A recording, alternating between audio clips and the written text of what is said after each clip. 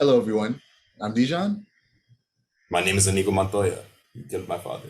Prepare to die. And welcome No, to I'm Amir. the podcast about the art of storytelling and how it's used across different mediums. Make sure that you like, comment, and subscribe if you want to see our channel grow, and click the notification bell so that you're notified when we post. As usual, we'll start with what media we can see me. You can start, Amir.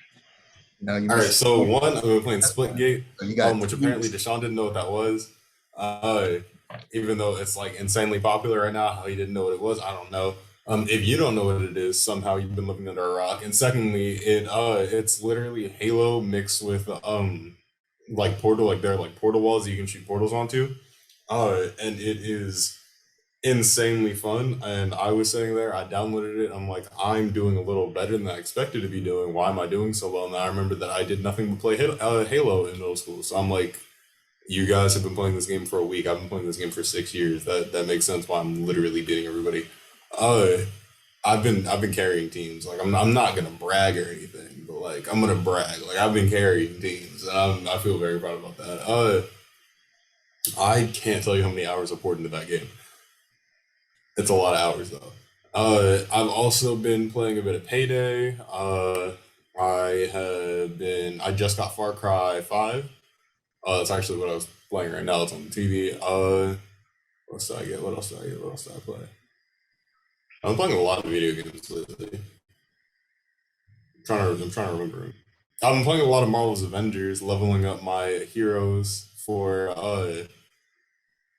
what was it for the War for Wakanda DLC? Which, oh my god, that reminds me.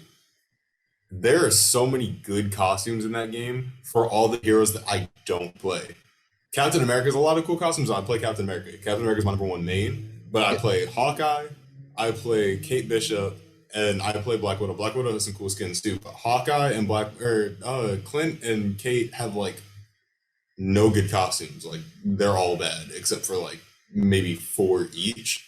The rest of them suck. But like every other Avenger has like the coolest costumes. Like Cap has like this really cool leather jacket one, which is awesome. Nat has like this like gray with like a really short haircut, like her '90s look basically. Her '90s look when she was teaming up with Daredevil. They have that. They have the Superior Iron Man suit, which I literally died over. They have the Superior Iron Man suit. They have the Iron Man suit from the '90s series when Morgan Le Fay sent them back in time. They have the it's an ugly suit, but like they did a good job translating it. So I mean, like I guess that's the point because it's super ugly. They have the Ultimate Iron Man suit. Gotta hate that suit with everything in me. Uh, and then like they have like a bunch of cool Thor suits. I think my favorite Thor suits though are Ultimate, like all of his Ultimate Iron civilian Man clothes suit. one. Ultimate Iron Man suit is the one with the gray in it, right?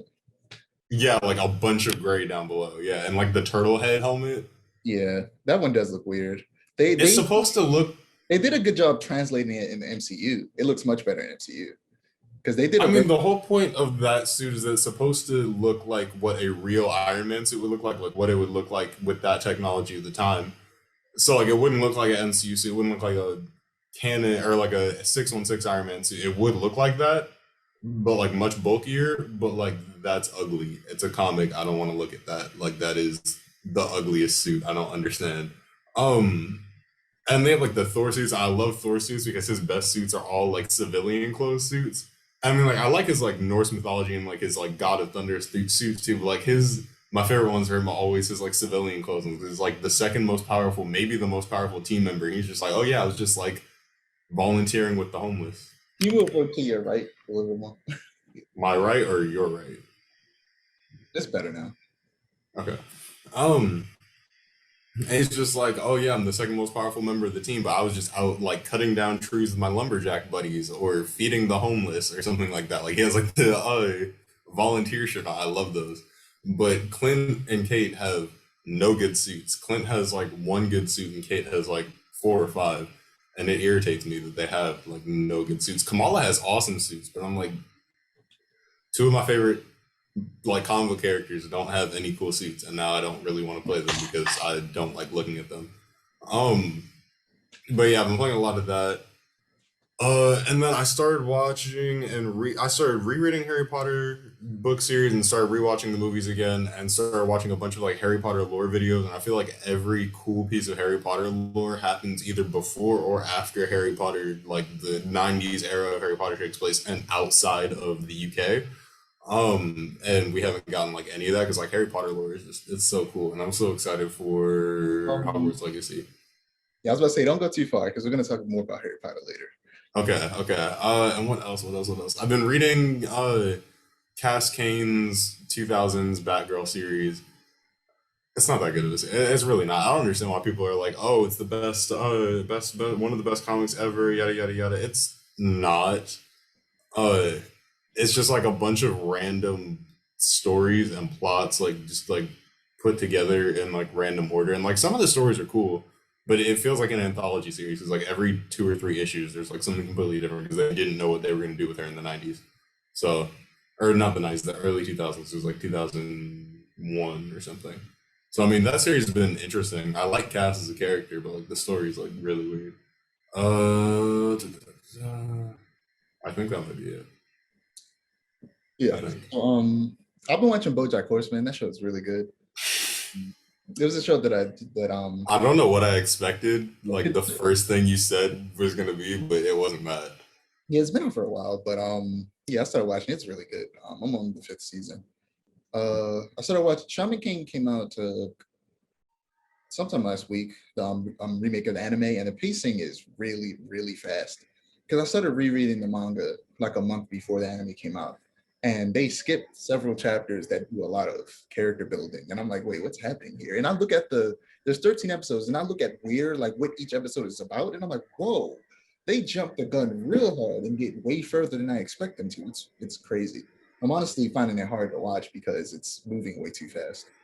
Um, I started watching Agent Carter because of the first episode of What If, and Agent Carter is really good. Yeah, it never really interested me, but then after watching that first episode of What If, I was like, I should check out Agent Carter. Been watching Titans, of course. We'll talk a little bit more about that. Oh yeah, I forgot about that. I'm watching Titans too. Stargirl season 2 started. That's been pretty good so far. The fight scenes in Stargirl are pretty good. The Bad Batch ended again. Another thing we'll talk about later. We'll discuss the Suicide Squad later. There's a lot of things we're going to discuss later that I watched recently. I'm going to talk a little bit more about Bleach later. I've been reading My Hero, reading Jujutsu Kaisen came back. I went on hiatus for a little Oh, I bit. finished Jujutsu Kaisen. Yeah. Been reading Dr. Stone. Dr. Stone's really good. It's a different type of shonen. It's a scientific shonen. Like the main character, like I don't know, it's hard to explain. Like the premise is that everybody in the world was turned to stone by some mysterious entity that's on the moon, and this one really smart dude managed to time his like release from stone like thousands of years later, and now he's trying to rebuild society with his friends and other friends that he makes along the way. I finished my new game plus run of Miles Morales, and I platinumed the game, so that was cool. I think that's the first and only game I've ever platinumed because it was so easy. The trophies were pretty easy to get. I would say it took you like a very long time to platinum it, but I mean, because I wasn't playing it like that. I all barely. right, I'll take that. I'll take that. I'll take that. Yeah, I rarely finish my new game plus runs of games. I'll start the new game plus, get like 2/3 of the way through, and then just stop playing it because I kind of get burned out of the game. Um, uh, I beat Death's Door. I talked about that last week. Death's Door is really fun. But yeah, moving on to animation. Idris Elba is Knuckles in the second Sonic movie. I hope it's called Sonic and Knuckles, just like the game is. Yeah, that's interesting. I wonder if he's gonna use his regular accent or is he gonna do like an American? He's probably gonna do his American accent from like The Wire. Yeah, I was about to say. I wonder if he's gonna do his American accent or just is he gonna be a British Knuckles? That would be great. So I forgot what happened. I think somebody bring up like that old Fantastic Four cartoon that was like based off the Ultimate Universe Fantastic Four that was on I think Cartoon Network or something. And That wasn't very good. I watched the whole thing. and my memories of that show is directly tied to the Hellboy animated movies. And it made me think, why don't we have a Hellboy animated series? Hellboy would make there was a Hellboy animated series. We need another one that actually lasts. Because Hellboy's great. Because immediately I was like, wait a minute, I've seen a Hellboy animated series. I'm like, wait a minute, I remember watching that as a kid. Hellboy movies. I haven't seen an animated series. There was an animated series at one point. Yeah, they were I remember that. But yeah. Maybe it was an animated movie. Hold on. Yeah, I know there are 2 animated movies. I looked it up. I didn't see an animated series. Also, I feel You like might be right about that because I just remember something about Hellboy animated. yeah, I feel like with the animated What If series, I feel like DC, because their animation tends to be so good in terms of storytelling, I feel like they could do something like with It What was If, two movies. and DC could have an animated show that ties directly into um the DC EU, because they're really good with animated stuff, and they can start tying in animated stuff to their live action DC universe, like Marvel is doing with What If. JoJo Part 6 had a trailer that released a week ago. Um, it's gonna air in December. Most likely, it's on Netflix. It's gonna most likely be weekly, which is different for Netflix. They don't usually do that. They've done a few series um, weekly. But yeah, I'd be surprised if it all came out at once. I doubt that's gonna happen. So it'll probably happen weekly. Um, yeah. So what if I I like the first episode. You know, some people don't like it because it didn't feel too different. It didn't feel different enough. But I feel like it was a good first episode because I don't think you want to start with something too strong, especially for the average MCU enjoyer. You want to start off with something a little light, and I think they did a good job of that. I don't think every episode is going to be like this, where it's like running through an entirety of a movie, but with slight changes. I think the rest of them will be more drastic changes and won't be following like movie timelines verbatim, like the first episode did. But I really enjoyed the first episode, especially the fight animation was great. She was destroying people. Those people were getting murdered hard. And you know, Cat murders plenty of people as well. But Peggy, they were definitely like, because it's animation, they were making her do things that they couldn't show Cap doing in live action very well.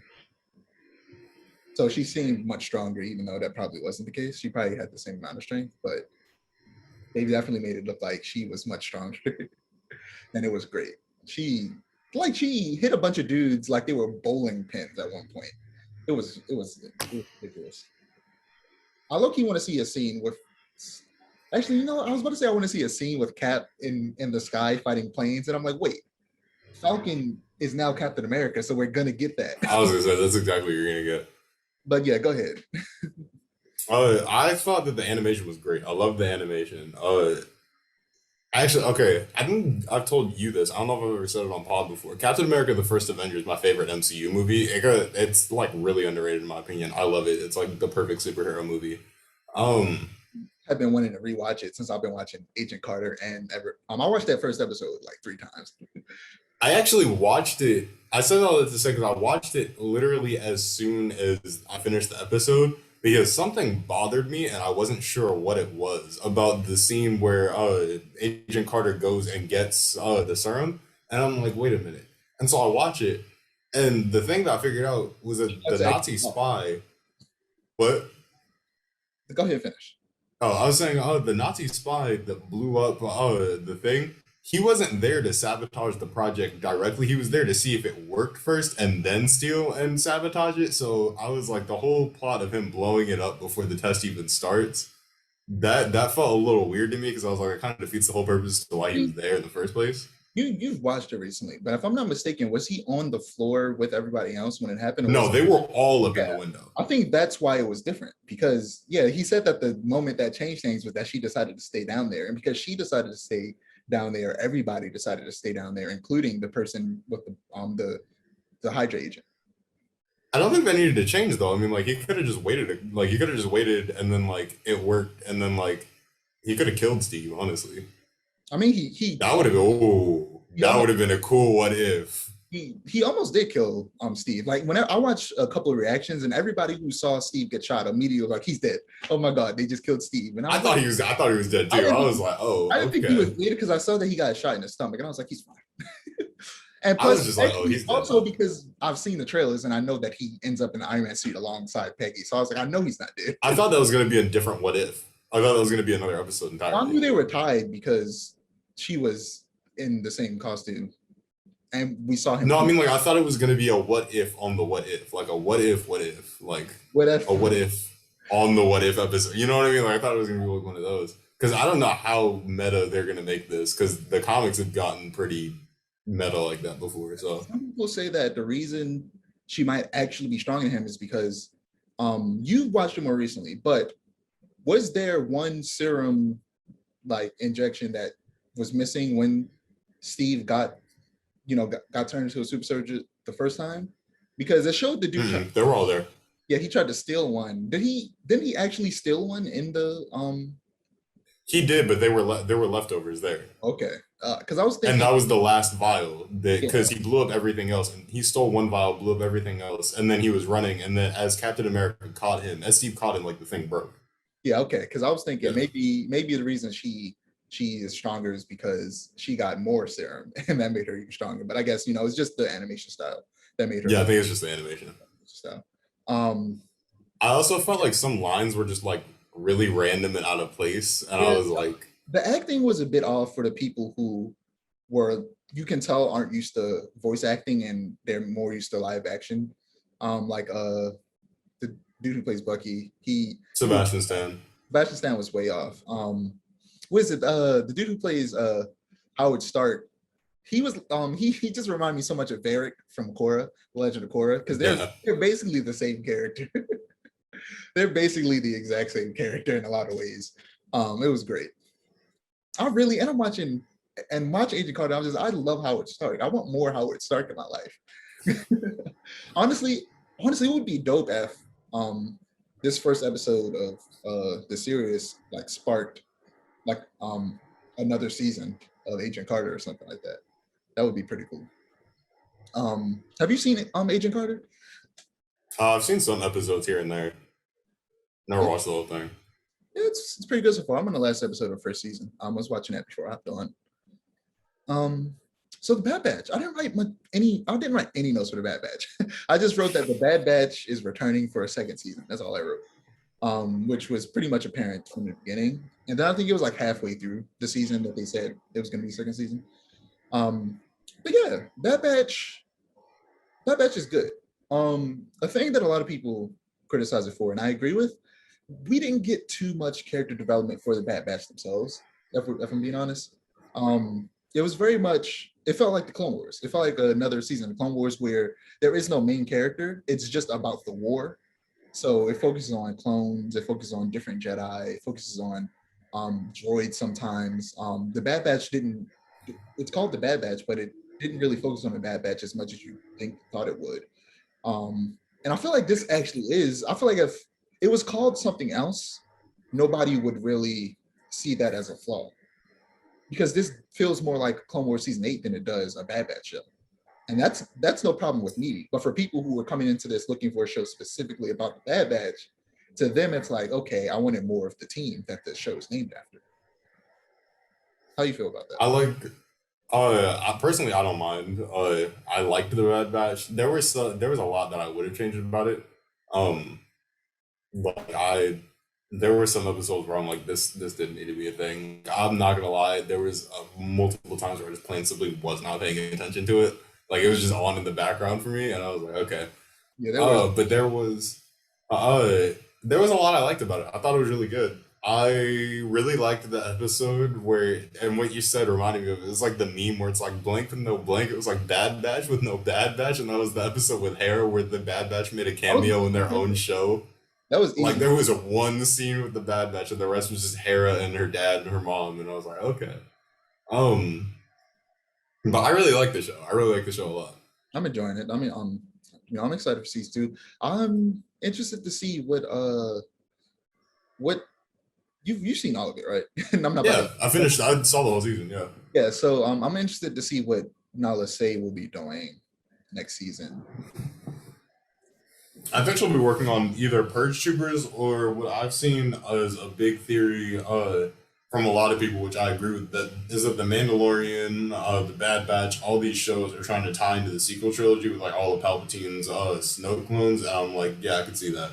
Because like Gideon trying to get Grogu's DNA for like Force sensitive stuff, and now Clone Lady, I don't remember any Kaminoans names. I'm not gonna lie. I'm like the biggest Star Wars fan. Yeah, I do not remember Kaminoans names because this is gonna sound racist, but they're fictional characters, but they all look the same to me, and they all like have like there's like four that appear on screen, and like I'm like I don't know any of these people, and I don't care about any of these people. I only know So Naruto. That's the only one whose name I remember.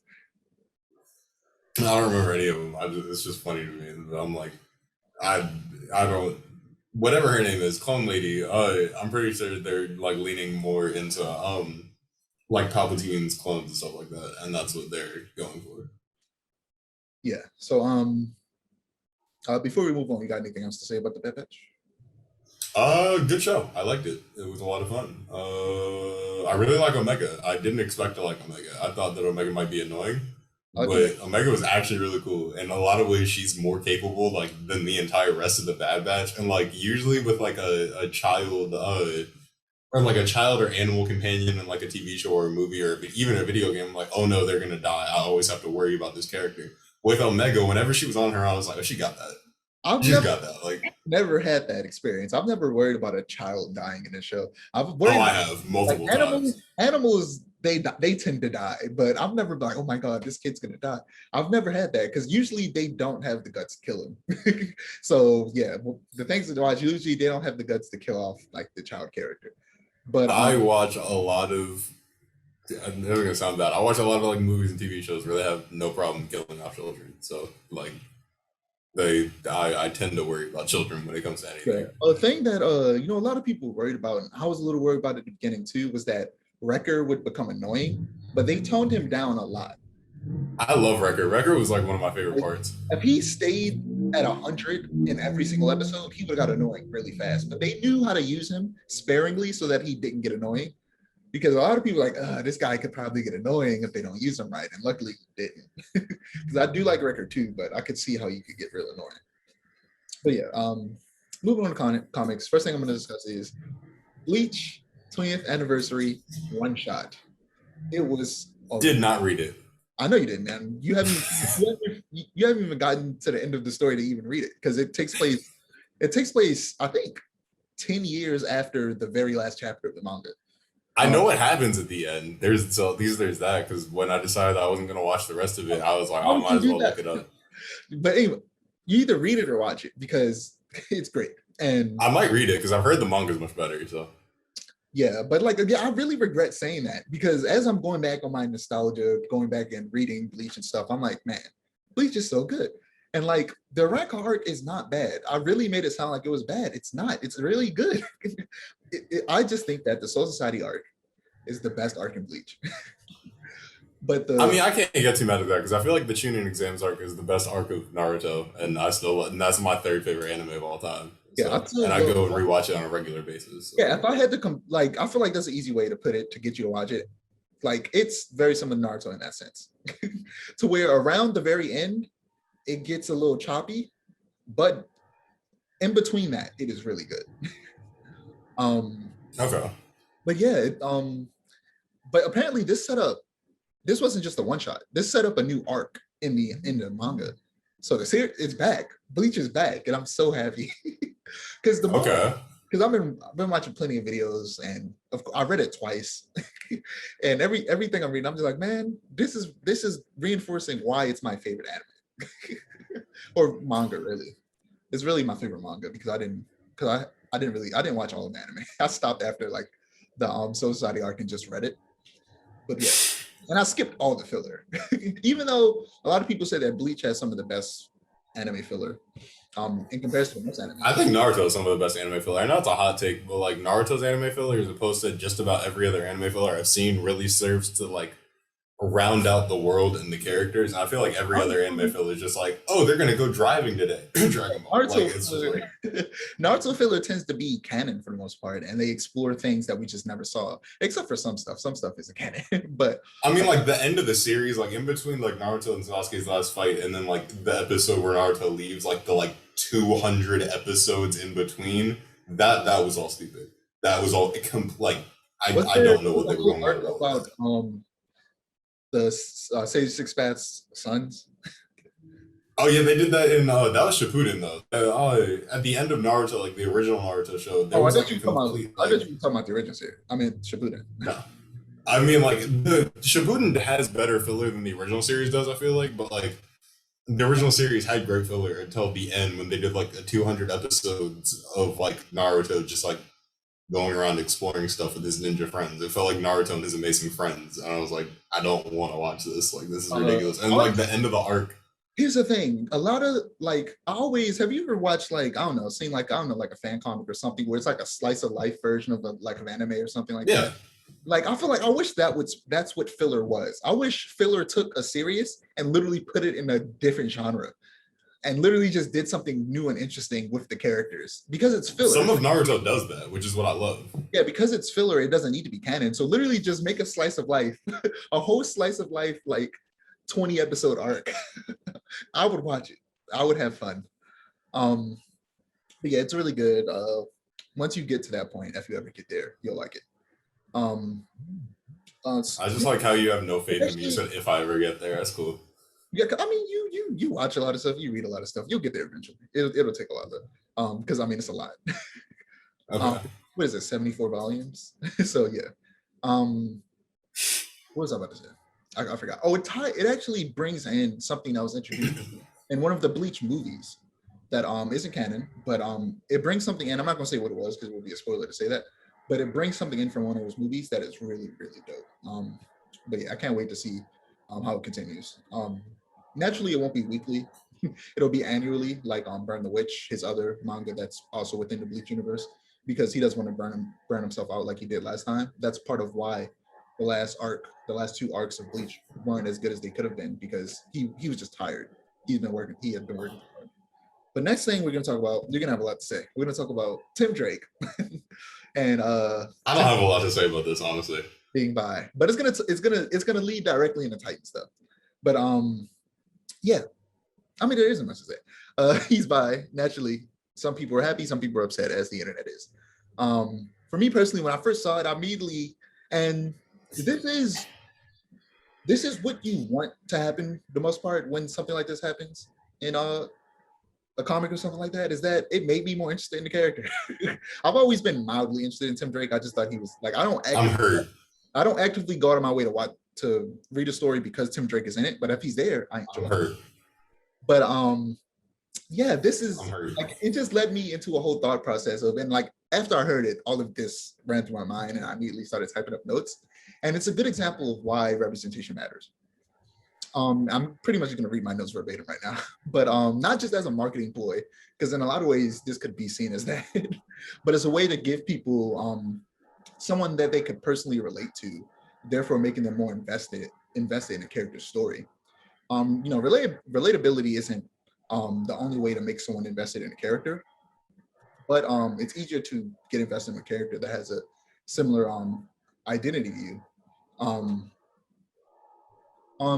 Literally what popped my mind is, and I don't know if this sounds weird, but it's probably gonna sound a bit corny, but not low key, I shed a tear when I read it. I was just like, wow, Tim Drake is bi. And I was like, it felt like I was, what's the word? Validation, I guess. It felt like I mattered. It really felt like that my identity mattered to have this character that I would say big character, but clearly DC doesn't think he's big and doesn't care about him. But Which we talk about all the time. yeah, DC just doesn't care about Tim Drake. That this at the very least B tier DC character. He's probably C tier, really. Sorry, it's not your fault. But like, No, he's B tier. He's definitely B tier.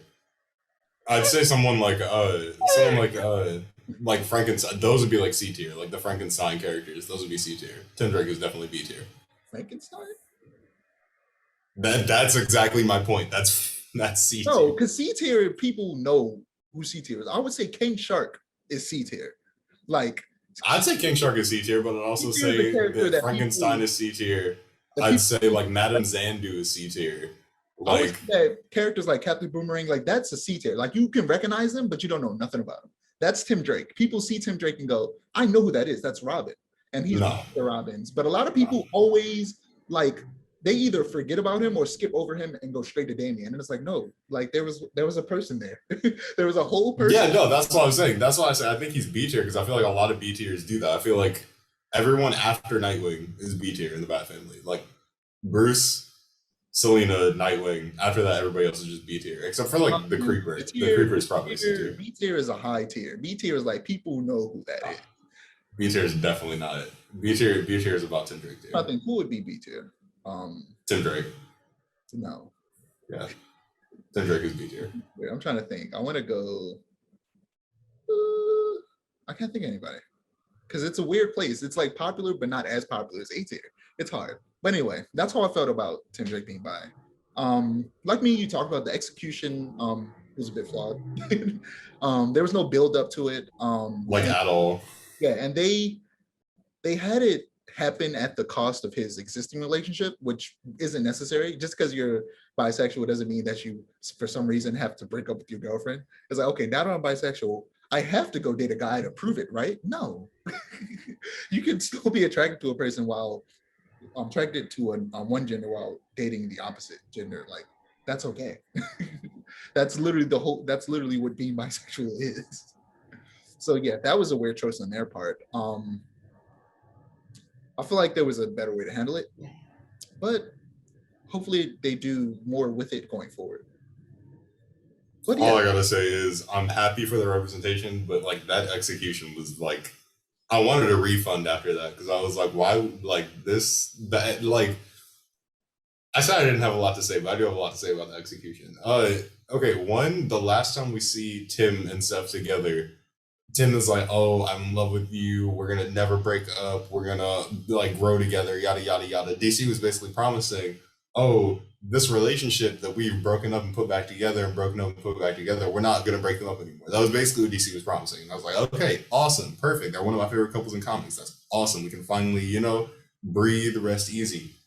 Then the exact next time we see them, they've been broken up off panel. And then at the end of the comic, Tim is like, oh yeah, we broke up for no reason. So then, why break up? Question mark. Like, I don't. Okay. I did not like how that was done. I see the way they could have handled it. That would have made sense because he's young. They're both young.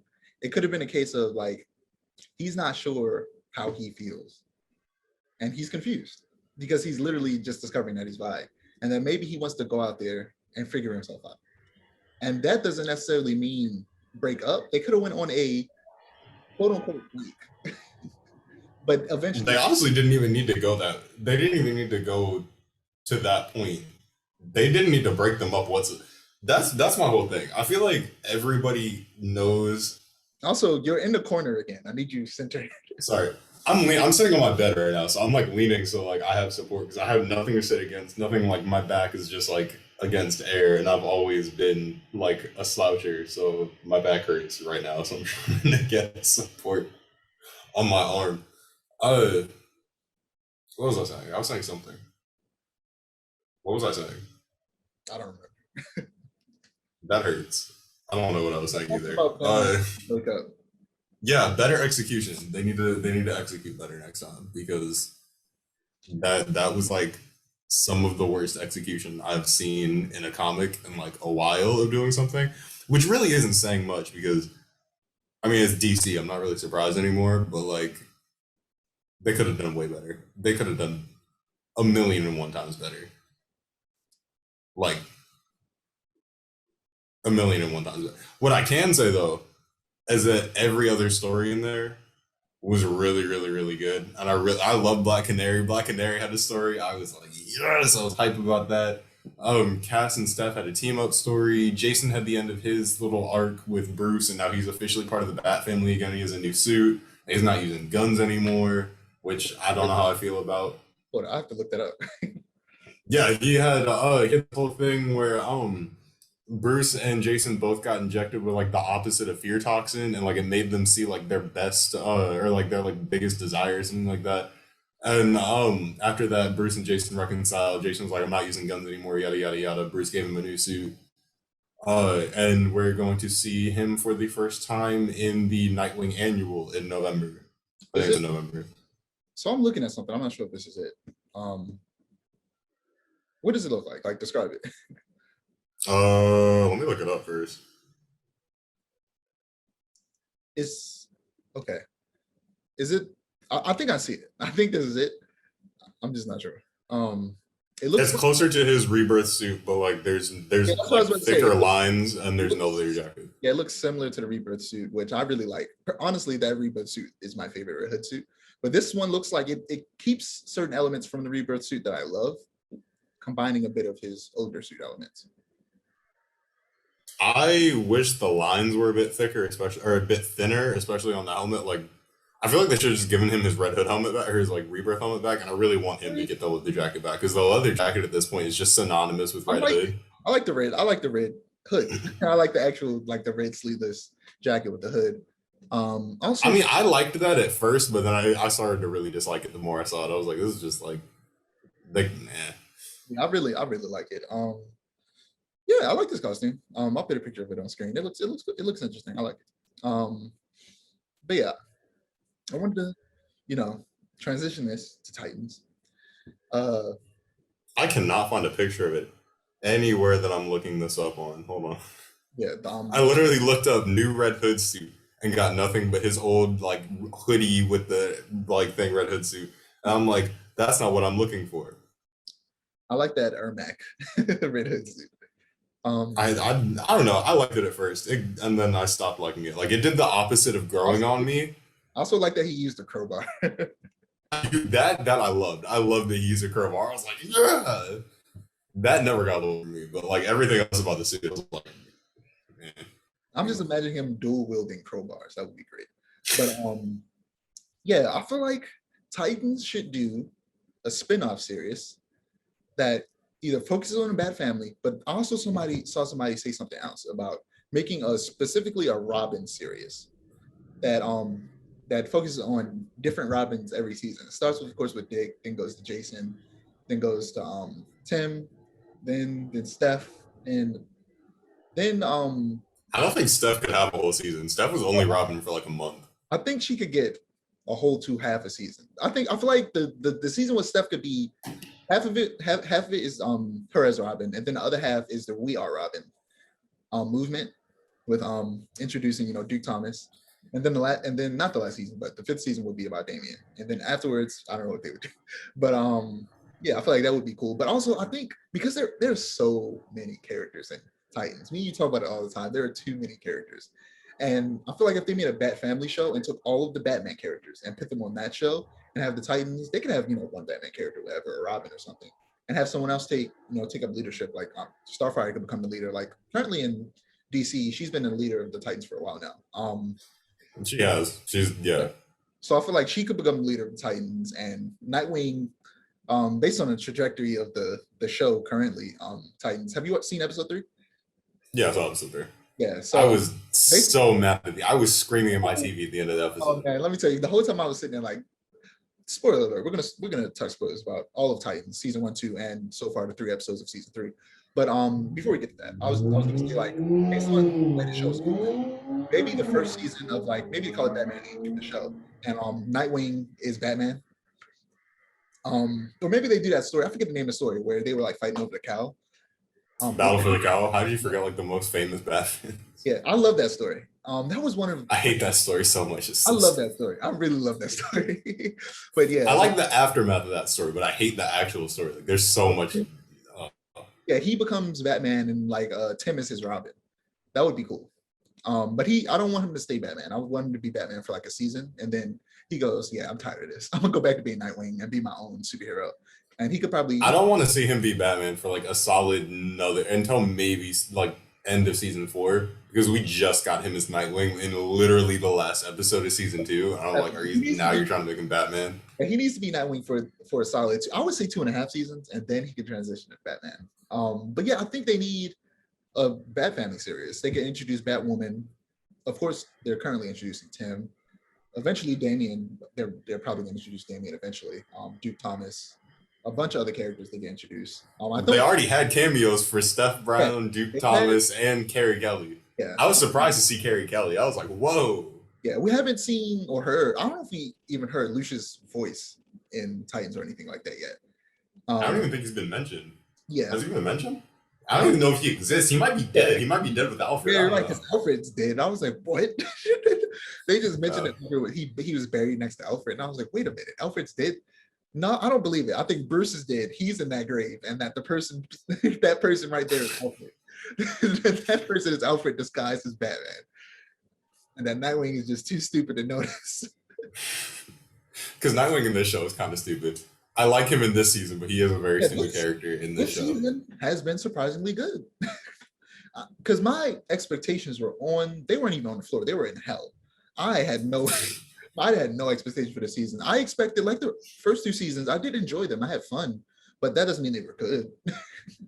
They weren't. Yeah, no, I had fun watching it, but they weren't good. It like, there were some great elements, but the execution was flawed. And this season, third season, as much as I hated it, I kept thinking, man, I don't think they earned this. But I'm like, they kind of did. They built up to it. They did build up to it. They put the effort in. So I got to give it to them because they definitely actually made me feel something in this show for the first time. Because I was legitimately upset that he died. I don't like most of the characters in this show, but I really like Hank. I really, really like Hank. I've talked about my favorite two characters are Hank and Don, and then Nightwing is third. Like, I think they are the heart and soul of this series, especially Hank and Don. They are really what hold the series together. So losing Hank, I'm like, okay, where do they go from here? And they did it in the most painful way. Like, they really baited you until the last second, and then it was like, oh my god, bruh, it was so I can't be mad at it because that episode was really, really good. They used you talking about how if they dragged on the whole Red Hood thing, I would have been mad because it's like, bro, literally everybody and their mother knows who this is. You don't need to drag it out too long. But I was mad that they revealed it that quickly. I was fine with it being quick, but like, yeah, I wanted them to reveal it quick, but not so quick that it literally happened in the same episode that he was in. The same episode, yeah. I was like, I was sitting here like, are you serious right now? Are you serious right now? I think it should have been the end of the episode after he was revealed. Because I wanted it to happen fast, because I don't want them to drag their feet with it, because we all know who it is. But like, yeah, I don't know. It's hard for me to really describe it because I didn't take any notes on that part specifically. It's just that I'm honestly just so surprised at how good it was because I was not expecting it to be good at all. I also wanted to say that I talked to you about how I think Titans should have been actually about the Titans, which is like the older Teen Titans, but they formed, they're no longer teens, so they're just the Titans. And because the older characters are the best characters in the show. And I feel like it should have been Nightwing, it should have still been Hank and Don, Donna, and they should have added Roy. And eventually Mal Duncan and Karen Beecher, Guardian and Bumblebee, because they were also Teen Titans. I'm surprised you didn't even mention Wally. I'm very surprised you didn't mention Wally. I have Wally on the list. I just forgot to say his name. How could I forget? But yeah, and Wally. That's exactly what I said. How can you? Yeah, and Wally. And that would have been dope. And then they could have had a whole separate show about the Teen Titans specifically that kind of had like a backdoor pilot within the Titan show where like maybe hopefully Tim leading the team, hopefully, since he can't lead anything in any show that he's ever in, apparently, despite the fact he's only now in 2 shows and he can't lead any of them. Yeah, hopefully he's really good in this series and that'll have DC see him and go, okay, maybe people like this guy. Maybe he should have his own series and we should do a lot more with him and actually make people. He's already nothing like Tim. Like, he's had like 2 scenes and he's already nothing like Tim Drake, and I want to cry, but I can't because no one will hear my tears. Shown that he idolizes Batman and he his family owns a restaurant that he works for.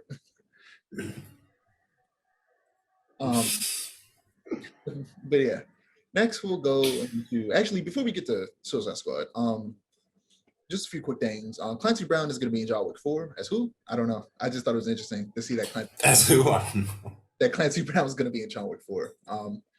Zolo, I don't know how to pronounce his last name.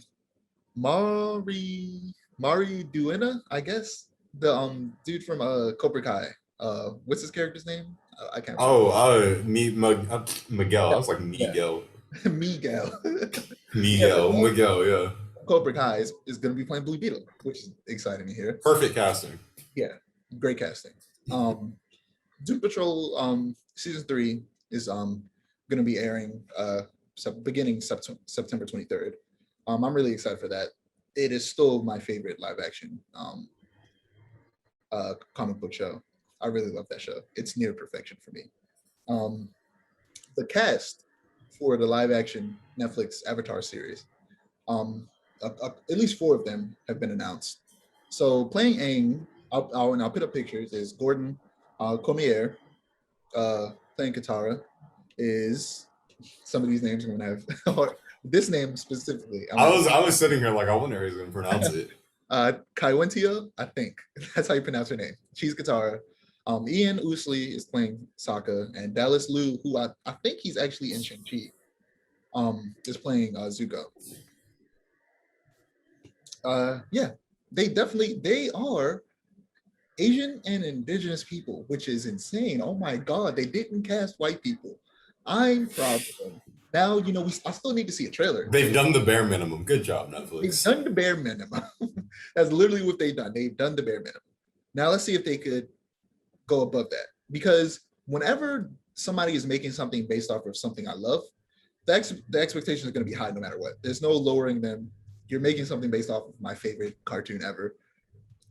If it's not good, I'm gonna talk shit. It's just what's gonna happen. Like, I have high expectations. It's the same with the live action Couple of People, which will also be on Netflix. If it's not good, I'm gonna be upset. That's not gonna be good. I'm just letting you know that now. The dude playing Sokka. I'm just cutting your expectations short. That's not gonna be good. Don't say that. Don't say that. Okay. I'm sorry. No, Yoko Kanno. I wouldn't lie to you like that. I wouldn't lie to you like that. At the very least, the music is gonna be amazing. Maybe. No, here's the thing. I hope you Hopefully. know the exact same person who made the music for the anime is working on this. So it is. Okay. It is. The music. I didn't know that because I wasn't following anything about the live action. Yeah, that's what made me go, okay, they know what they're doing. They're bringing in people who worked on the original. They aren't just having a person who knows the show work on it. So I have faith, or at least optimism. Sokka kind of looks like Sokka. Like, in a lot of ways, I feel like of all of these people, other than the dude who plays Aang, who if he just shaves his head, it's easy to see him being Aang. He also has the ears, because Aang has gigantic ears. Not to make fun of this 12-year-old kid, or actually I think he's 11, but he definitely has the ears and the head shape. Some people say the woman playing Katara is a little bit too light, and I'm like, I can't say I disagree with that. Yeah, I definitely don't disagree with that, but sometimes casting isn't always going to be perfect. I literally said, because a group chat I was in sent it to me first. I was like, I wish they casted someone a little bit darker for her, but it is what it is. She'll probably do a great job. Yeah, and also the dude who plays Zuko, I'll have to double check, but I think he plays young Shang-Chi in Shang-Chi. He looks just like Zuko, so I can't be mad at that casting. He does look like Zuko. But yeah, and last but not least, before we get on to Suicide Squad, apparently Kamala Khan's powers in the MCU will be slightly different from what they are in the comics. Not even slightly, because the way that they phrased it, from everything I've seen, it's not that she'll have completely different powers. Seems like she's gonna be a Green Lantern, basically, and they're saying don't like that. They're doing this so that they could differentiate her from Mr. Fantastic. And I'm just like, I don't think anybody was going to confuse this Pakistani girl with this white man. Mr. Fantastic. I don't think anybody was going to confuse this Pakistani girl with this white man, like, at all. I read that they were doing it in order to make it.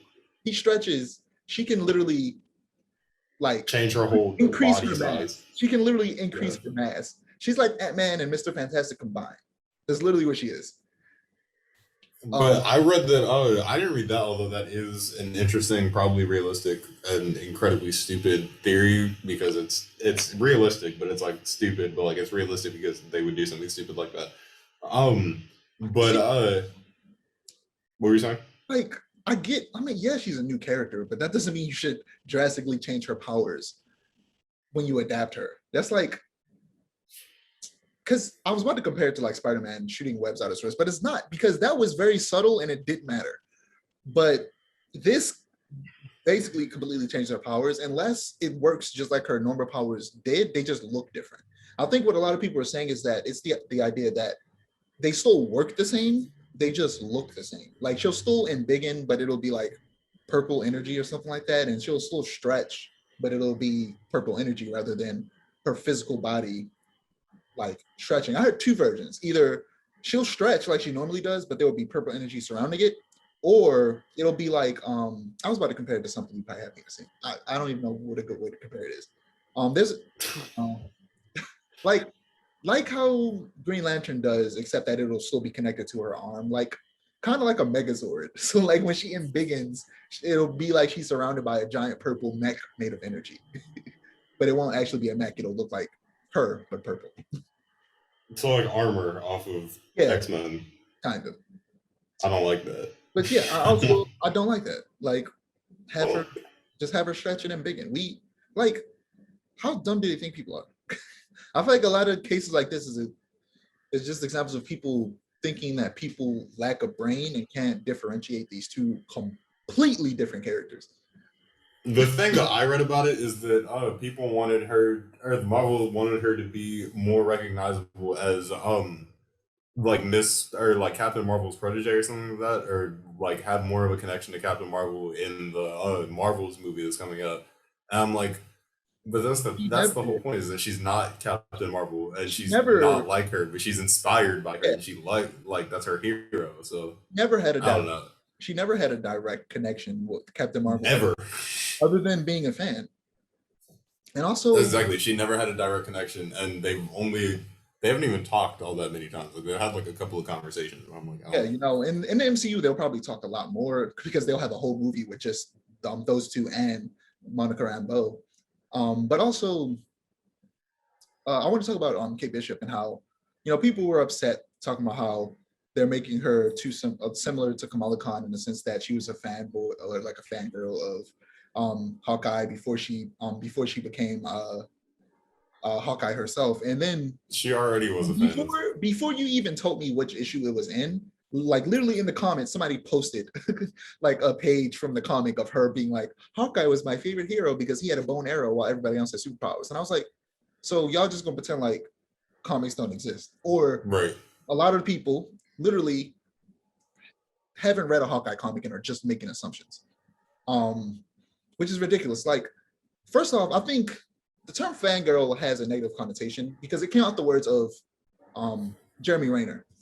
But just because he said fangirl doesn't necessarily mean she's gonna be like a raging, over the top fangirl. It could just be like, okay, she thought he was a cool guy. She might have a couple posters, maybe, you know, like a action figure or something, but it doesn't mean that she's gonna be a raging, hysterical fangirl that when she sees him is gonna start dancing. Like, it's gonna be hilarious if Hawkeye has posters or action figures in the MCU. That's gonna be hilarious to me. It would be really funny because it'd be funny if like she got made fun of or something for being a fan of Hawkeye because nobody else like the dude with the bow and arrow. Why not? Because I get made fun of for being a fan of Hawkeye. A lot of people make fun of Hawkeye. Hawkeye's amazing. I don't care. They make fun of both Hawkeye and Black Widow because there's just a dude with a bow and a woman with a gun next to this. The other Avengers make fun of Hawkeye because they're like, at least Black Widow's like a #1 super spy. What do you do? I'm like, okay. I mean, he like is like very accurate. I mean, he's also a great fighter. I mean, he literally beat both Bucky and Sam and himself at the same time. Like, and himself. Yeah, because it was him an hour in the. It's really hard to explain. He basically went back in time and beat himself, but like, it was during the Hawkeye freefall thing. He was Ronin and he was beating himself. It's hard to explain, so that people didn't think he was Ronin. The way they explained it was like he was going an hour in the future, but like, it's very clear he wasn't going an hour in the future. I don't know. It's I'm interested. Comics. Yeah, I'm interested in seeing what they do. You know, you're not necessarily as excited for it as I am, but I'm interested to see what they do with his character. That's an understatement. That's a severe understatement. In the Hawkeye show, you know, he's different than he is in the comics, but to me, that's okay. That's a severe understatement as well. I like him with his family. Okay. But okay, let's go to Suicide Squad. This is another one where I didn't write any notes. I just wrote 9 out of 10. I just wrote 9 out of 10. But yeah, Suicide Squad was good. It was really fun. You can definitely make a direct comparison to Guardians of the Galaxy in a way that the entire story is told. It's very much R-rated Guardians of the Galaxy. He does a really good job at taking characters that are relatively unknown and making them interesting and easy to connect with on an emotional level for just the average audience. And a lot of people, I had this, I was watching was it kind of funny was doing a review of Suicide Squad, and they had I this. don't know who that is. They do. That's okay. They do a lot of. They gave a really weird opinion of like they being upset that they didn't get to know a lot of the characters and they were immediately killed. And I'm like, that was the point. That's the whole point. Yeah. The whole point is that these people are dead, and then they immediately killed a character from the last movie that a lot of people probably assumed was going to survive. So I definitely thought Boomerang was going to survive. And the moment Boomerang died, I was like, okay, they could kill anybody here, even Peacemaker, despite the fact that he's getting a show. And other than Harley Quinn, I did not think she was going to die. You heard rumors that made you think she was going to die, but I heard those rumors too, but I still was like, she's no, it wasn't a rumor. It was like directly what James Gunn said. Someone was like, it was insinuated basically that Harley was going to die. Someone was like, are you going to kill Harley Quinn? Who did DC give you permission to kill? And specifically because of that question and the way that James Gunn answered it, James Gunn said DC gave me permission to kill anybody. And he put anybody in all caps. And I was like, that makes me kind of think that Harley's going to die. Yeah, they wouldn't be afraid to bring her back to life if he did kill her. Because she prints money. If she died, she would be back like the next day. Like the next day, they would issue a statement that Harley Quinn is coming back. Be like, so actually, their real mission was to go find the Lazarus Pit. Like, wait a minute, what? Honestly, I feel like Ra's al Ghul would make a really good villain for the third Suicide Squad movie. He would. I wouldn't want him to die though. Well, yeah, I feel like now I'm thinking like, what if Lady Shiva ends up in there somewhere? I feel like I want somebody like that who would like destroy them all in a fight. I feel like that would be really cool.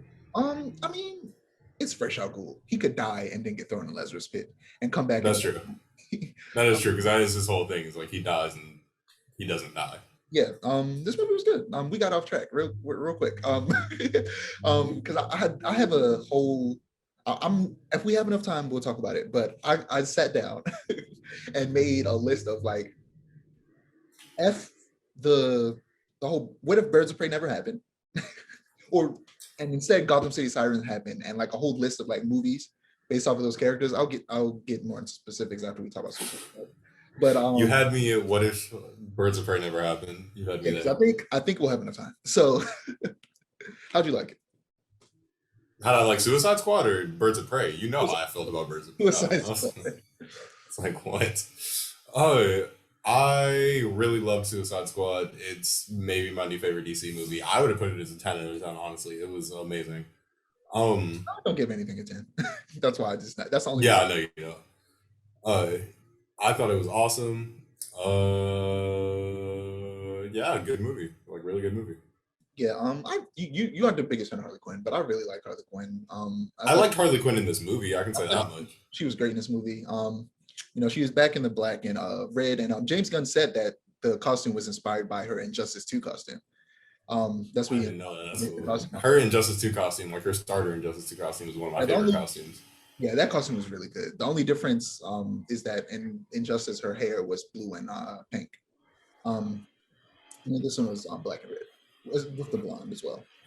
Yeah, her with that, like every time she has a fight scene, it's great, but it's also like she's a gymnast and a psychiatrist. It's never explained where she gets these skills from. I don't think ever. That's part of the reason I don't like Harley Quinn, because she's literally like 1 minute she is like, oh, she's just a normal psychologist who went crazy from the Joker and now has Joker technology and shoots people and is a murderer. Oh no. And then the next minute she's beating Batman. And I'm like, no. That's part of the reason I don't like her. It's never explained, ever. As I was watching it, I go like, she's one of those characters that are, I forget the exact phrasing I use, but it is never explained why she is so skilled. She's like shooting these guys dead on. Like she's a sharpshooter, like she's Deadshot. And I'm like, okay, maybe if they explain it like she got some lessons from Deadshot after the first Suicide Squad movie, I'm like, oh, now we have an excuse for her to be really good at shooting people. No, she just, like, here's the thing is, I completely suspended my disbelief because it doesn't matter. It was cool. It was a cool action scene, and she's Harley Quinn. It's not that deep, honestly. But she's just a psychiatrist and she's a gymnast, sure. But gymnast doesn't equal I can kill a dozen men. Over a dozen men. well over a Yeah, I was dozen gonna say it was more than that. Like when she was spinning around, I think it was like with two guns. dozen at least. With guns. Yeah. Granted, the fight scene was really good. It reminded me of the police, the GCPD fight scene in Birds of Prey, which was the best part of that movie. Um, Whenever she has a fight scene, as much as it doesn't make sense that she's that good, the fight scene itself is really good. Um, Bloodsport was probably my favorite character in the movie. Bloodsport was so good. Idris Elba did a really good job. I was like, I wouldn't be surprised if they killed him. Even like throughout, like I said, at that point, other than Harley Quinn, I was like, okay, anybody could die. Even though I didn't want him to die, I was afraid that Rick Flag would die. And then, of course, ultimately, I didn't say spoiler at the beginning. I'm gonna put a spoiler tag up, but I'm gonna say it again. Right? Spoiler alert. Yeah, I was upset when he died. I really like. I was very upset when he died because I was like, yeah. Even though he had one of the worst lines outside of Will Smith's line, was this some type of Suicide Squad in the first movie, he was still good. That whole scene when he introduces Katana is hilarious. It is. So I'm kind of mad Katana wasn't in it. I really like Katana as a character in the comics, and I also liked her in Suicide Squad. Yeah, somebody suggested that if they did a Birds of Prey in quotation marks too, that Katana could be in it, which actually I would like that. That would be cool. Yeah, I think she would be interesting. And I think what would make it even more dope is that if they took the little girl, or maybe they recast her, and actually the little girl, he didn't even. Yeah, and actually made her actually become Cassandra Cain. Like she gets kidnapped by her father or whatever, and is trained up, and it's been a few years, and now she's an assassin. And Lady Shiva has ties with Katana, so that would be a good way to have Cassandra Cain, Lady Shiva, and Katana, interact. That would be pretty cool. Alternatively, they could just say that she got the name Cassandra Cain from some dude she met on the street, and the real Cassandra Cain shows up, who doesn't have the ability to speak because she was trained Yeah, from childbirth, not how to not speak and all that stuff. What were they smoking in the writers' room? That's like I can't like literally anything would have been better than what they did. I don't no, know. now I just gotta jump into those notes because we're not gonna get far if we don't talk about it. So here's what I got. So I have two versions. One with if we continue after with Birds of Prey still existing in the timeline, and another one without it. I'm gonna start the one without it. So these are just loose notes. The first one is instead of Birds of Prey, it would be Gotham City Sirens, and naturally we'll focus on Harley getting over, her breakup with Joker with the help of Poison Ivy and Catwoman. And in each one of these movies, up until Birds of Prey 2, she will play a small role. Renee Montoya will play a small role, but in Birds of Prey 2, she will play a bigger role. Then the movie after that would be Birds of Prey, but this one would actually be Batgirl, Black Canary, and Huntress. And it would be similar to the story of the original Birds of Prey in that the main villain is Black Mask. And Black Canary is essentially going to be like an undercover agent with him as his bodyguard. This is like before she's a famous superhero, so he doesn't know who she is. And Huntress just happens to, be after him, and that's how she runs into the other two and eventually teams up with them. After that would be a Batgirl movie, where Cassandra Cain becomes Batgirl. Because, at this point, Barbara is Oracle. So she would, Barbara would meet her and mentor her, and she would eventually become Batgirl. And then the fourth movie, which would be Gotham City Sirens versus Birds of Prey, she will be on the Birds of Prey as Batgirl. And of course, they would team up to take down some bigger villain or whatever. And then there would be Batgirl 2, and Stephanie Brown enters the scene. And in this one, it's going to be a lot about I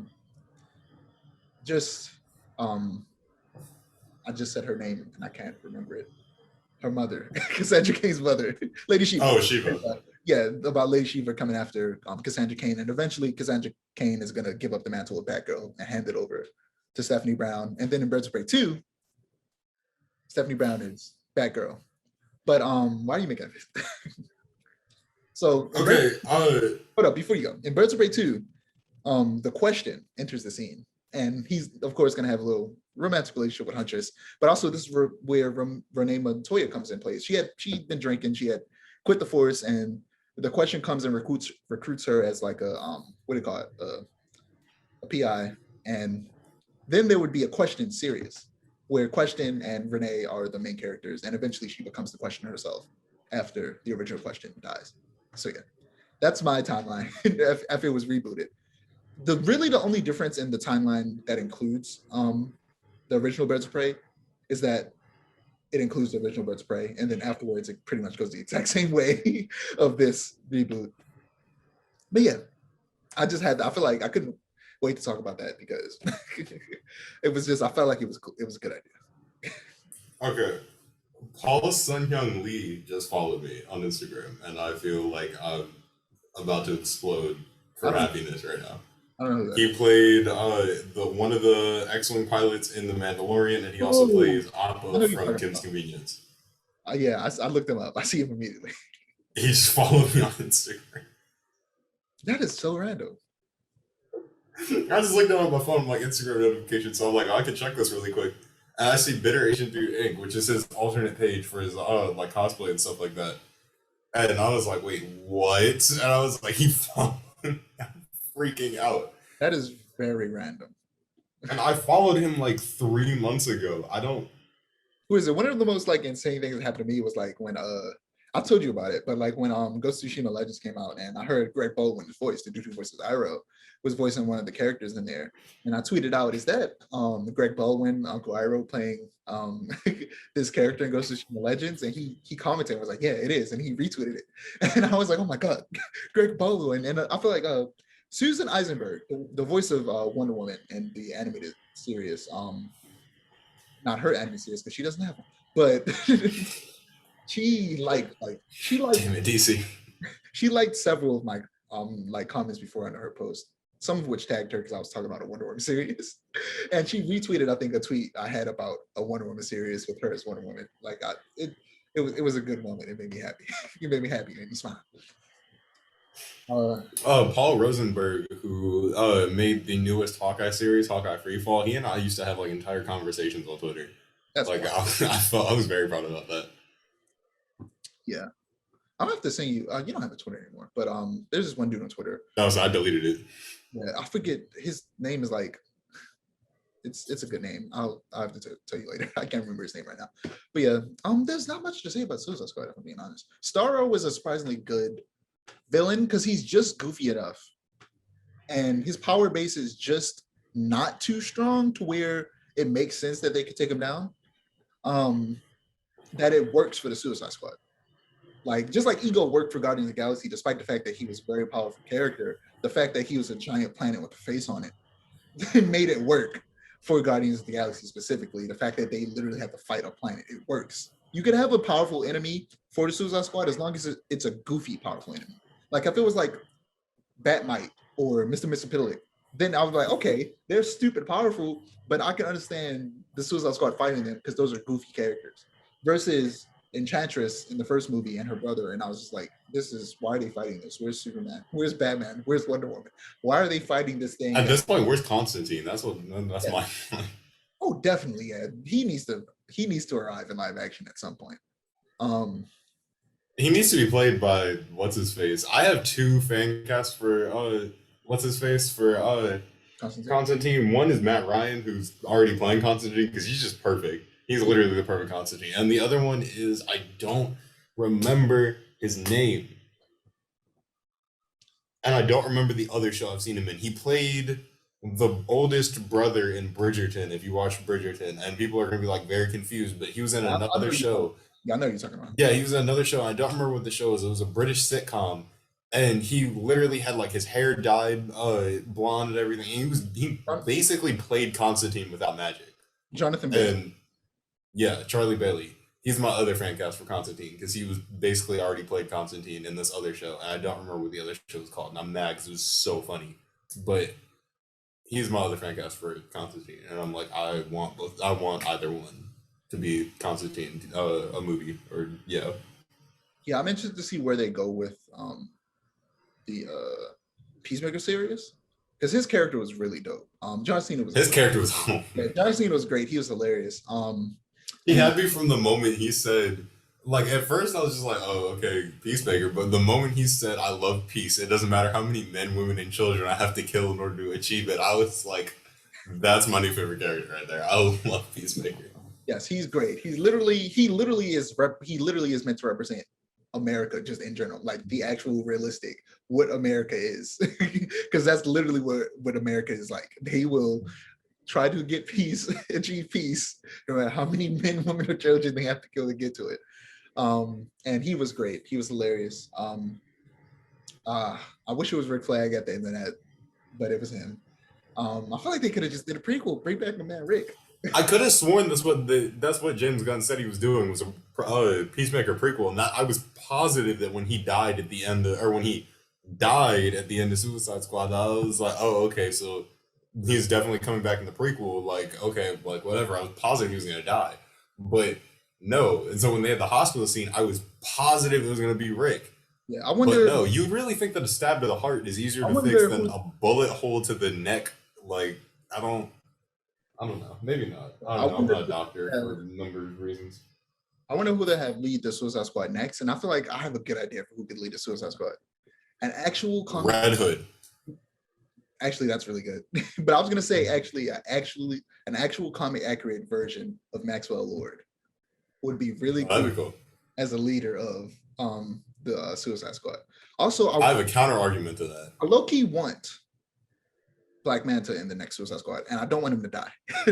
But I want him. The way you said that, like the "t" came out a little late, and I was like, "Black man, what are you talking about?" Yes, they always have a black man. They always have a black man in the Suicide Squad. That's literally. And he's typically leading the Suicide Squad too. Yeah, he usually is like a sharpshooter. But yeah. But Jason Todd on the Suicide Squad is actually a thing right now. There's a DC Black Label Suicide Squad series where Jason Todd, I'm pretty sure it's the same Jason from, almost positive it's the same Jason from Three Jokers. He was wearing the exact same costume. I don't know if this would take place before or after Three Jokers. He got put under the Suicide Squad, and their job is to kill the Joker. So they're going around trying to find and kill the Joker. And it was actually really funny because I didn't read the comic, but like I saw a little scene from it that someone put on Instagram, and Harley Quinn walked into the bar, and Joker was sitting there, and she pulled a gun on him and put it in the back of his head, and she was like, "Hey, let me buy you a shot," and he didn't say anything, and she was like, "Let me buy you a shot," and he started laughing, and she was like, "What's so funny?" And the guy behind her, because they all work for him, the guy behind her was like, "No, I think he said shots on me," and then the girl said, she was like, "Shots on me, no shots on me." And they all started pulling guns, and then Jason, the Suicide Squad, come in, and Jason has his guns, and he's like, "Shots all around?" ? I was like, what? It was the funniest thing that I've seen in a long time. That's pretty good. Because oh my god, I feel like that joke should have been used somewhere. Like I feel like I should have seen that joke before. And like low-key, I wouldn't seen that joke before. Be mad. So funny. You know what? That would make it even better if Ra's al Ghul was the villain of the next movie, and Jason Todd was leading the Suicide Squad. Like, that'd be cool. That was the movie where he comes back to life. Like he comes and he's immediately caught by Amanda Waller.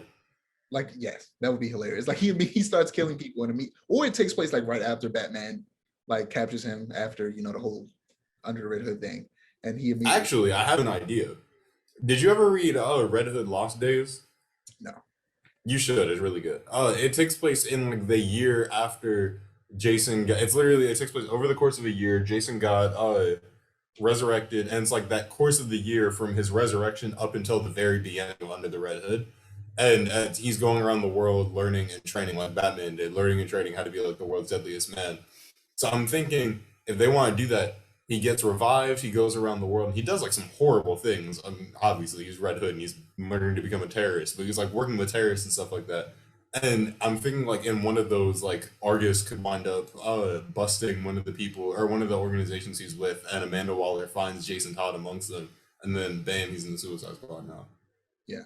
So as long as they don't kill him, I really don't want him to get killed because I'm like, don't kill Red Hood. He just came back to life. Don't. Recently, I've been well, actually not recently. It was literally like a couple hours ago. I had reread Future State Aquaman and Future State Wonder Woman, because essentially the same artist and writer is probably about to work on the next Aquaman series with Jackson Hyde as Aquaman, because there's a Aquaman series coming out called Aquaman: The Becoming, which essentially is going to be Jackson Hyde in transition to becoming Aquaman. And I'm excited for that because Future State Aquaman it's probably tied with Future State Wonder Woman with my favorite Future State series, I really, Neither of those were my favorite I endings. really liked Future State Aquaman. And his relationship with Andy, they're like brothers and sisters. This is really cool. I really loved it. Um, and I'm excited to see what they do with him next. But I'm going to video games real quick and talk about this canceled Power Rangers game that was all over the internet. And you just I followed the concept artist, and that's how I actually that's not how I first saw it. Saw it somewhere else, and then as I scrolled down, I eventually saw the concept artist that posted some of the concept art. And as I'm looking at it right now, and I'm just like, I'm gonna post it up on the screen. It looks so good. And as I hear about it, it was gonna be based off like the combat was gonna be like the Arkham games, and it was gonna be open world. And I was just like, man, that sounds so cool. I wish we got this. I hope that this might renew like their thought that they might like bring it back up, like, you want to do it now that people like it, and we put the information out there, and I know everybody's excited for this to maybe happen someday. As not a Power Rangers fan, as avidly not a Power Rangers fan, That's unfortunate. it was unfortunate that you didn't like Tim Drake. That's what's unfortunate. Yeah, I don't. As not a Power Rangers fan, I didn't say I didn't like him.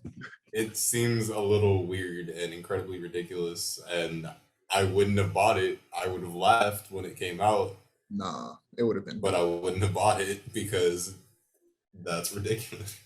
If I saw it, like, if you saw the gameplay and it looked really fun, I mean, come on, man. It was supposed to be co-op. There was no gameplay. Did you see something I didn't? I said if there was gameplay and you saw it and it looked good, then you probably would have played it. Maybe, but like I don't see how it could look good. And good gameplay isn't the only thing that it's Power Rangers. You also see it's a video game. The gameplay is literally the point. But like good gameplay isn't enough to keep me like engaged. Like Destiny 1, that's why I didn't like Destiny 1. I like Destiny 2 because Destiny 2 is a great story along with great gameplay. I do not like Destiny 1 because there's no story. There's like 3 or 4 quests, and you don't know what's going on in the world. You don't like that's not interesting to me. You know, I love I like the best of both worlds, but for me, if a game is just mindlessly fun, the story if the story's bad, then that's gonna definitely make me hate the game. But as long as the story is passable and the gameplay is phenomenal, then that's a like a I keep every time I'm forgetting words, but that's a scale, I guess, that I could work with. Like, gameplay is amazing, the story's okay. But if the story's bad and the gameplay is amazing, then I'm not really gonna like the game. But as long as the story's okay and the gameplay is amazing, then I'm good. Like I'm not gonna. I've always been story over gameplay. That's always been me. I'm not gonna be well, technically I am too, because I mostly play story games. But most of the games I play have amazing gameplay and amazing story. But with the Power Rangers game, I'm not gonna be looking for the best story on the planet Earth. I was gonna say it's Power Rangers. That's why I'm like, there's which, by the way, not that it's impossible. Like they could make a really good Power Ranger story, but like as long as the gameplay was really fun and the story was decent, I would be fine. But yeah, I love Power Rangers, so I would have played it. If it looked good. If it looked bad, I would have played it. But naturally, I would have read reviews first. I wouldn't just jump into it and like pre-order it or anything. See, I don't even really. That's not true. I read reviews on everything. Have you ever seen a game called Ziggurat? No, that sounds like an off-brand Dragon Ball. What? It's not. It's a first-person roguelike shooter, but you're like a wizard. The first-person roguelike shooter that you're a wizard. It reminds me a lot of Doom, actually. Like a lot. I think I have seen it. What is it? How do you spell that? Ziggurat. Say that again. Ziggura. If you type in Zig and then just like mess around with the letters, I'm sure you can find it. Oh, I think I have seen this. Hold on, wait a minute. I think I've seen this game before. It looks awesome, and the second one came out, but it's not on any console. It's on PC. But I might get the first one because the first one looks really good, and it's on PS4 for like $15. I love Doom Eternal, and I think we need more first-person shooters like that. Like I talked about how I would love a game that takes place in the Alien universe, like, but also with predators as well. And it's like Doom, and you're fighting different types of aliens and predators, but in like the gameplay is like Doom, and the enemy variety is just as varied as Doom. And I feel like that would be dope. And like in Doom Eternal, he has a shoulder cannon, so it'd be cool if you like steal some predator armor and weapons, and that's part of the arsenal in combination with like, you know, the Marines weapons, and maybe you take like some acid from the aliens and make bombs or something like that, and like make a spear out of one of their tails or something like that, like cool stuff like that. I feel like that would be really interesting. I feel like you could take that gameplay style and put like a bunch of interesting stuff over top of it, like this game right here, where you're a wizard, but it's like Doom. Like you could do some really cool stuff with that gameplay model. Also, want to talk about two PlayStation games got delayed. Horizon Forbidden West got delayed to 2022, which makes sense. I'm not surprised. Which I'm okay with. I'm Yeah. not a big Horizon fan. I'm probably not gonna play it anyway. But a game that I was definitely gonna play got delayed a month though. Kena, Bridge of Spirits. I'm really. I forgot about that game. I was gonna play that too. It was supposed to come out the 20th this month. It's coming out the 21st of next month. Like Miyamoto said, a delayed game is eventually a good game, but a rushed game is forever bad. R.I.P. Cyberpunk. But yeah, I'm really excited for it. Last time we talked about it, we talked about how Ember Labs has a background in animation. And this is their first game, so it looks like a Pixar game. I mean, a Pixar movie that you can play, and it's also like a. I would say it looks like a Pixar. I mean, it does kind of look like a Pixar game.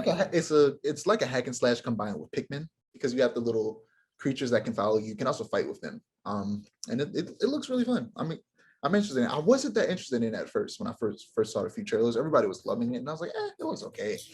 I was loving it. But the more I saw it, not just the more I saw of it, but when I watched a video that was specifically like the developers talking about the game, is when I really got excited for it. I was like, you know what? I see their vision, and I like it. I like it a lot. I'm excited for it. Yeah, that's all I got. That's all you got? It's not all I got. Harry Potter. We were supposed to talk about Harry Potter. We're supposed to have a Harry Potter or talk about Harry Potter? Those are two different things on this podcast. Both. So okay. Technically it was planned, so it's not a tangent. But disappointing. So it's a literally all I have in this note is it's a Ron Weasley. It's not a Harry Potter. All it says is that Harry Potter could be Star Wars. That's what I wrote in my notes. Because Harry Potter could be Star Wars. Because it has such an expansive world that runs across different time periods that we could explore. But for whatever, I can't even remember her name, and I don't care to remember her name, refuses to do anything else outside of Europe. And I'm like, bruh. She is starting to, though. Let's say in the somebody, I don't know. Somebody's starting to. In the next Fantastic Beasts movie, they're supposed to show Casa Bruxa, the Brazilian school. But I want to see the African school. I want to see the Japanese school. And there's like 4 schools we don't know where they are. There's one supposedly in Australia, which makes sense. And there might be one in China, which would make sense. But yeah, there's 4 schools we don't know about, whereas there are 7 that we do know about, and 3 of them we haven't seen yet. One of them we're going to see eventually, but 2 of them I really want to see, and that's the African and Japanese school. And they can easily. I want to see Ilvermorny. We haven't seen physically Ilvermorny. I want to see Ilvermorny. We haven't seen Ilvermorny. I can't speak Ilvermorny either, which would also be very interesting to see. We could get some serious.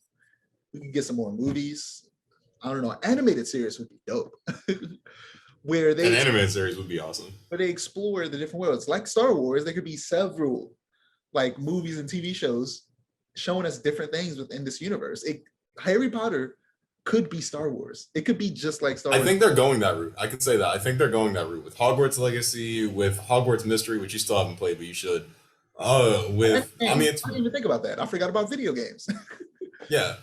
A lot of the books that they're making now, a lot of the books they're making now, Fantastic Beasts, and they've said they're making more Harry Potter movies after Fantastic Beasts that aren't Fantastic Beasts. Really, I'm sure they're going that route. I mean, of course but they could have done it earlier. Yeah, they could have. Because there was like a period of like when did Deathly Hallows Part 2 come out? There's like almost a decade long period of just like no Harry Potter anything. And I'm like 2011. I said like 2011. Yeah, there was like well, I guess that's not a decade long. There's a very long period of just like no Harry Potter anything coming out. And I'm like, y'all could have been doing so much more. It was 2000. Well, no, it was 2011. Yeah, that's not a decade. That's not nearly a decade then. But like there was a long period. There was definitely a long period where like nothing new came out. But I mean, Harry Potter and the Cursed Child came out, but everybody universally hates that. So yeah, so that is officially the last thing I have. Okay. I had on the docket a canceled Superman game that a lot of stuff came out about, but we'll have to talk about that next time.